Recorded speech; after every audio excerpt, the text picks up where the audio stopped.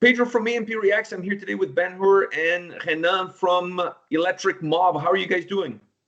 Great, man. Great. Yeah. All the way from Brazil. Yeah. It's not a rock and roll country, but here we are. and that, you know what? That's my first question. When I found out you guys were from Curitiba, of all places, I was like, all right, how can these guys be from Curitiba and have this rock and roll sound that sounds very North American? It sounds very almost a little bit Southern, if you will. How is this possible?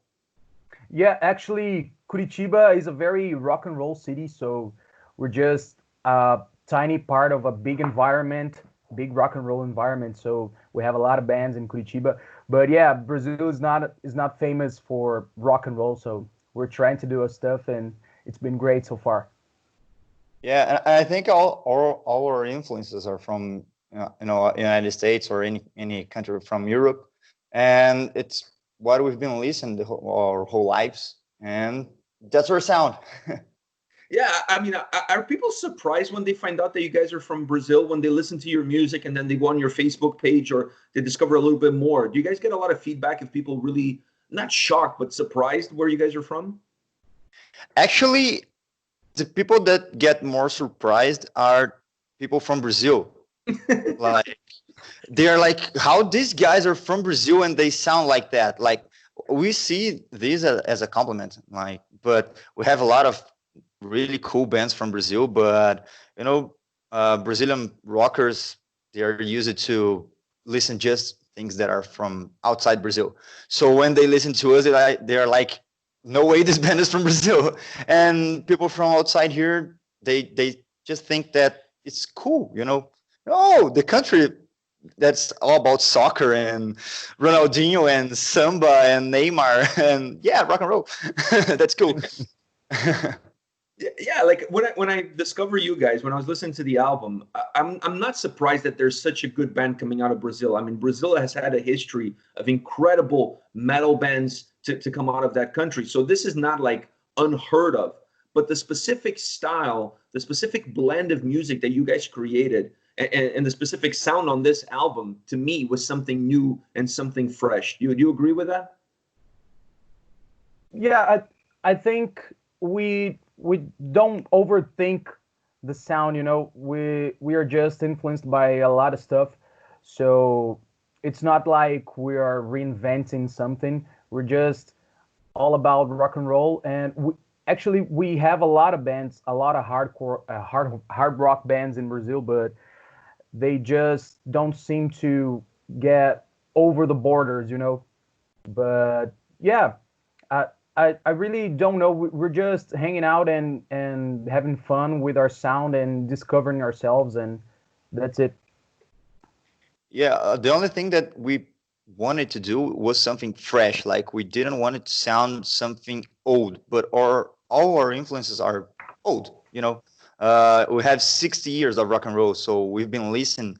Not 60 years because I'm 26 and he's 25, but we listen to all the history, the history of rock and roll, and you can run from that. Like, it's rock and roll. Like, even from the 70s, from the 80s, from the 90s, it's all rock and roll. So we grew up listening to this stuff, and now we're trying to apply this to our music. I think the problem perhaps was me, because when I think of Brazilian bands, I think Sepultura, Angra, Ratos de Porão, Garotos Podres. Those are like the bands that immediately come to my mind. Nervosa.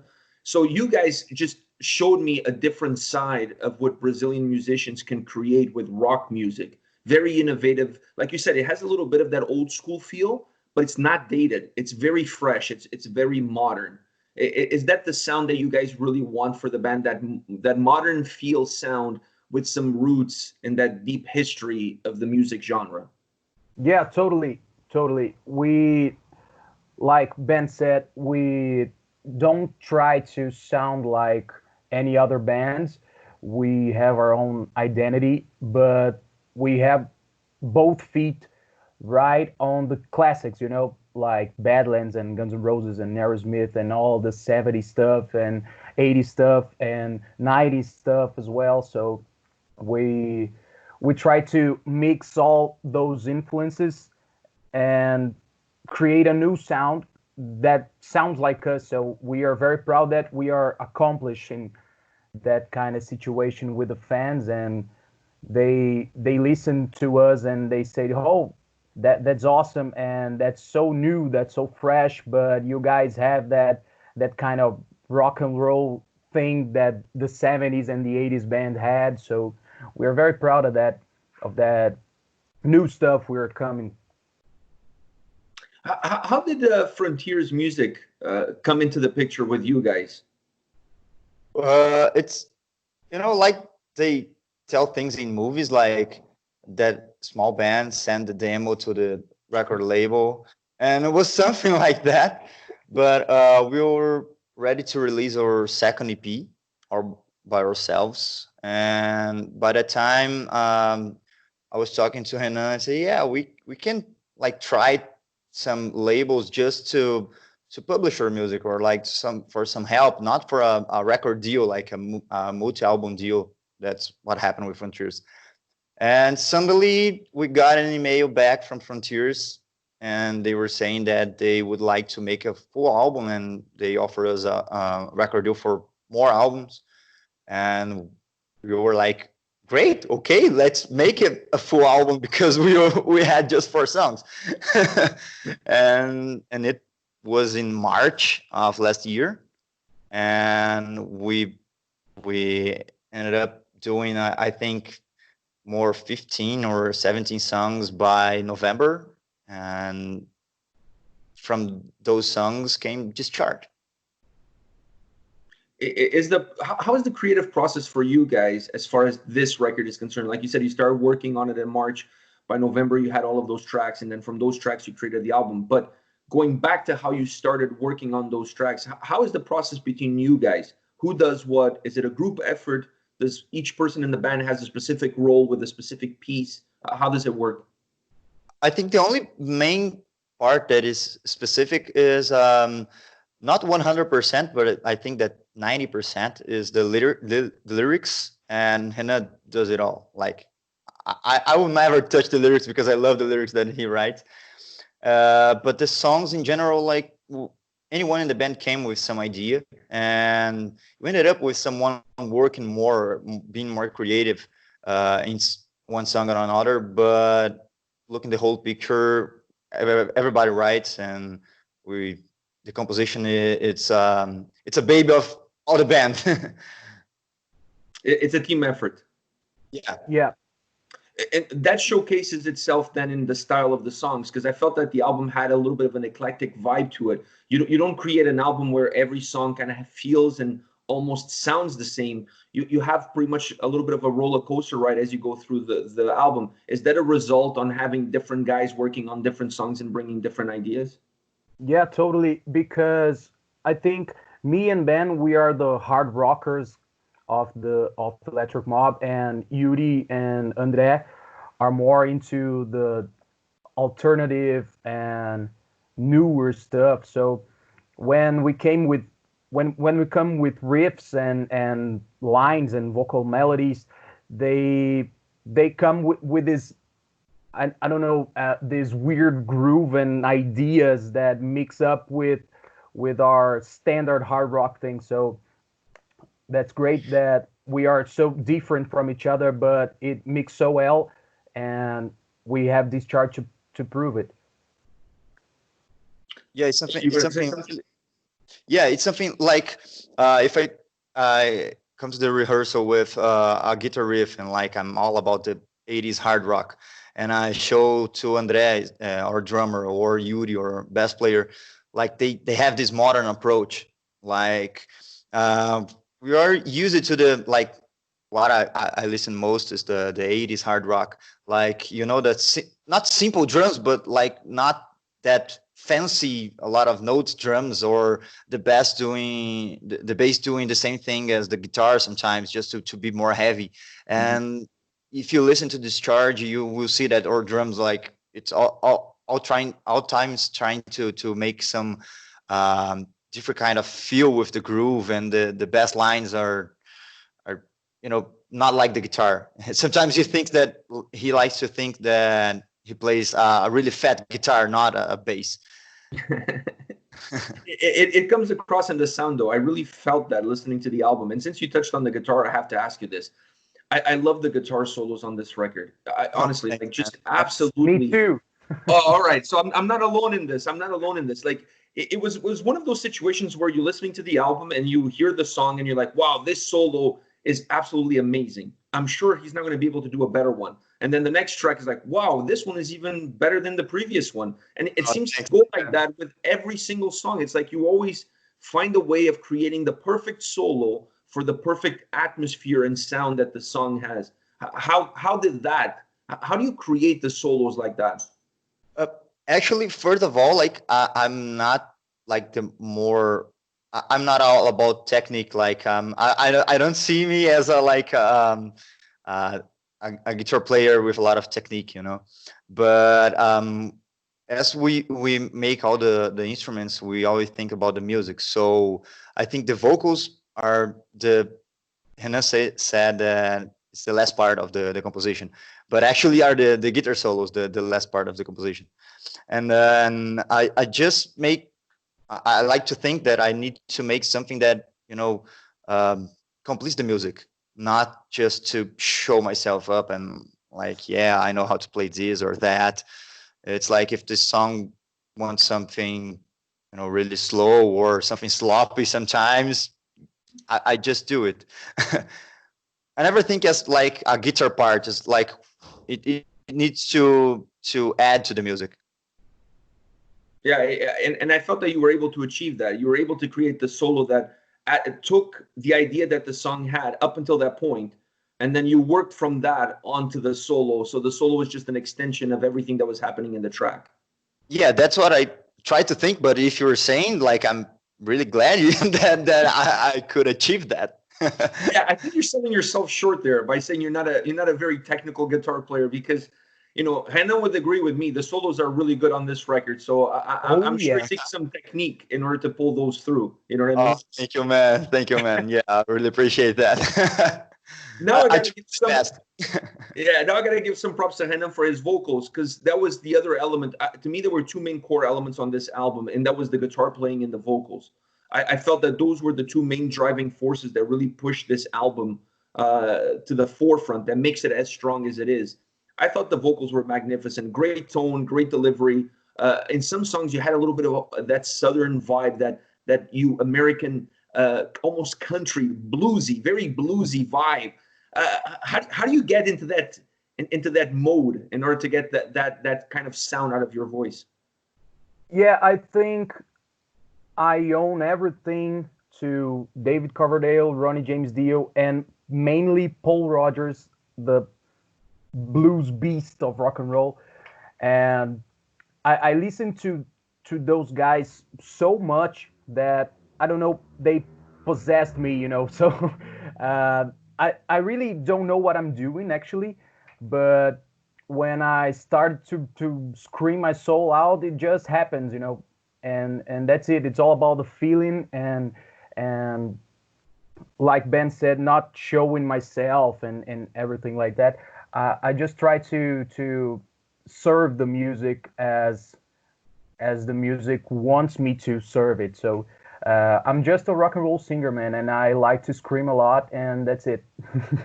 and he's an alien, and actually he's an alien because I never see someone doing what he does. No, it's incredible, because some songs you're listening to it and he's very calm in his delivery, almost like creating this really somber atmosphere, and then suddenly he hits that note that it's like, what the hell, where did that come from? You just didn't see things like completely getting out of control in a very short period of time, you know? Yeah, I get very crazy when I'm recording songs for Electric Mob, because I don't know, I get into that feeling that I'm not him, I'm just someone else, and you know, my job is to scream the best I can to make the song say. I don't know how to say it, but it's just about a feel, you know. Yeah, it's important. You get that from the music. Yeah, Hannah, one thing that I like a lot about him is like have a ton of influences. Like if you listen to the album in the song called Your Ghost, you can hear like some influence from Ray Charles, from Etta James. The soul stuff is there, you know, the R&B and all those classic and old stuff. And at the same time, like I don't know if it's really on Discharge, but you have Hannah singing on that Magnus Carlson track, and actually two tracks in his album, and like it's power metal or melodic metal, and he can do it like easily. Like he goes from Etta James to power metal like this, and I'm really glad I have him in my band. Thank you, man. I love you. Yeah, and you know what? I think he kind of gave us a little bit of glimpse of that in Discharge. I think we got a little bit of that feel of his range, that he can really almost do anything he wants to do. It all comes down to what is the style of the track and what do you guys as a band want out of that song. Because when you're a great vocalist and you have that kind of range, you can almost do whatever you want to do. Yeah, I think we are a very tired. We are very tired of that shredders and, you know, super technical vocalists and all this stuff. We just do what we want to do, you know. I mean, I don't want to do something in a song that doesn't need to be done, you know. So yeah, we are very blues based, and the blues is the main thing about the blues is that the less you do, the better you get. So that's my stuff, you know. And I think Ben thinks the same about it. Yeah, totally. I have to ask you guys, since we're talking about the blues and this sort of emotions, and I have to ask you about one of my favorite songs on the album. And I want to ask you, by the way, what are your favorite songs on the album? But one of my favorite songs is Gypsy Touch. Can you guys give me a little bit of what went into creating that song? I think that's a phenomenal track. Oh, thanks, man. It came up. I had this guitar riff, and that is that the intro and the one in the chorus, and then like we tried to make something really different, and it didn't work out. Like it was terrible, and then we changed the how can I say strophe, the middle parts, you know. Yeah, the verse. Uh, and we changed it to something I know, like without that groove and like Red Hot Chili Peppers, and ended up with something like Audioslave meets Red Hot Chili Peppers, and that's Gypsy Touch. Yeah, very groovy. Yeah, the lyrics and that Hannah came up was the same. It's the same thing that we had in the first time. So we had these really weird drums, and that's where the magic comes from. You know, it's not like if you listen to the vocals, it's not like the guitar or like the drums or like the bass. It's just something unique. But this came from the first time we done the song. The song. All right, I see it. I see it. So what's your favorite tracks on the record? Do you guys have a favorite, an absolute favorite? I think for me, it's this week. This week is Your Ghost. I'm super proud of this song, and I really love that song. The lyrics are incredible. I can't believe I wrote that shit. So I'm very glad of that song. Yeah, I love Your Ghost too, but this week I'm going with Higher Than Your Heels. I think it's funky. Yeah, really funky and groovy, and you have horns, and it's the one that almost didn't make the album. So we're really glad that people are liking it, and you know, it's one of my favorite sounds. Why it almost didn't make the album? Was it a hard song to finally put all the pieces together? Because it seems like they have so many different moving parts. No, actually, it was just a decision with the label. Like they didn't think that it was not a good song, but they thought that another song that didn't make the album would fit better, but was something like, yeah, but we like this song, and they say, okay. But in the first call, in the first album track list, Higher Than Your Heels was not there. Maybe you can save the other one for a future EP. Since there's no touring and no shows with this whole virus thing, you guys can release an EP with some of those extra songs that didn't make the album. Yeah, Yeah. that's an idea. Maybe get with the first IP together and like have a 8-song or maybe an album or a 10-song album. I don't know. It's up to the label. Like we're thinking about doing the second album too, like to release it as soon as we can because of we can tour and promote the album on the road. So another more music, it's a great idea actually. And that takes me to the next point, which is I've seen you guys do some live streams on Facebook. You guys are pretty funny on your live streams. You seem like a bunch of guys that don't take yourselves very seriously. You're just like goofing around and laughing, and it's like, hey, what are you doing? Like it's just really laid back. Is this like perhaps the only way, but right now the best way to stay connected with the fans? Because you can't play live shows, you can't go on tour. The situation in Brazil is I don't know necessarily where you guys are, but in general in Brazil with the virus, the situation is pretty bad right now. So there's really limited amount of things that you guys can do in order to promote the record. Do you guys enjoy those live streams, or it's just like a necessary evil? Yeah, I mean, I enjoy a lot to talk shit and funny and be funny because I don't take myself very seriously in life, only when I'm singing. So yeah, I enjoy it a lot, but I think most of all, it's an important thing to get us with the fans and to show them that we are together in this. And it's been tough times for everybody. So I think it's the only way for us to be with the fans, because we can't do gigs or whatever. So yeah, live streams are a very important thing right now. Yeah, we are really stupid people. We are only serious when we are playing or like rehearsing, and I think in rehearsal just when we're playing, but not when we're talking. And what everybody sees on those live streams and in the interviews when we just try to be ourselves, and sometimes no, almost all the time we are idiots. And I we're going saw around. the one where you guys had the video playing, and then the guys were complaining that there was no audio. But we could hear you guys. There was just no audio for the music video, but that was like on purpose. So I was watching. I didn't want to comment or whatever. I was just watching, and I was laughing because I thought like the whole interaction is like, what do you mean there's no audio? I think I hear me, like, dynamic was absolutely hilarious.